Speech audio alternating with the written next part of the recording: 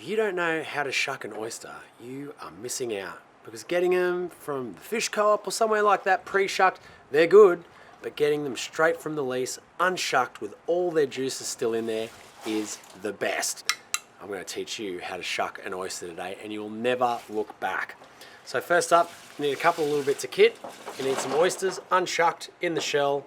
You need an oyster shucking knife.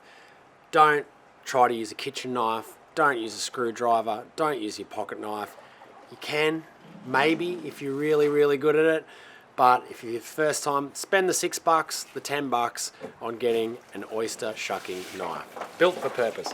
Also, I highly recommend some form of hand protection. Doesn't have to be a chainmail glove, doesn't have to be anything fancy. I just use a common kitchen tea towel. I get it like this, fold it in half, and then fold it in half again. I like to go up and protect the meat of my thumb. Because we're going to be applying pressure with the point of a knife back towards the hand, the last thing you want to do, and I have seen it happen many times, is it pops out, the knife slips, the shucker has no hand protection, and the blade goes into the meat of the thumb. Please do not do that. Use hand protection. Even oyster farmers use hand protection. So, put a little bit of downward pressure on the oyster, and I'm working on this section here.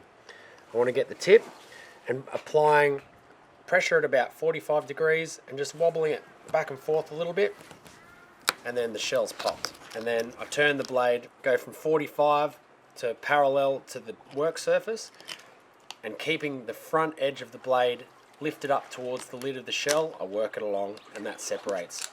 There is also a muscle that attaches the oyster to the shell on this side. Get the tip of the blade, keeping it flush with the outside, bring it round and separate it.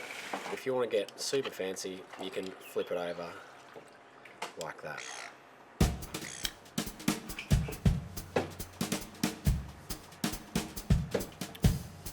And that is the reason why you need to learn how to shuck your own oysters, especially if you live in southeast New South Wales. In fact, I think one good oyster deserves another.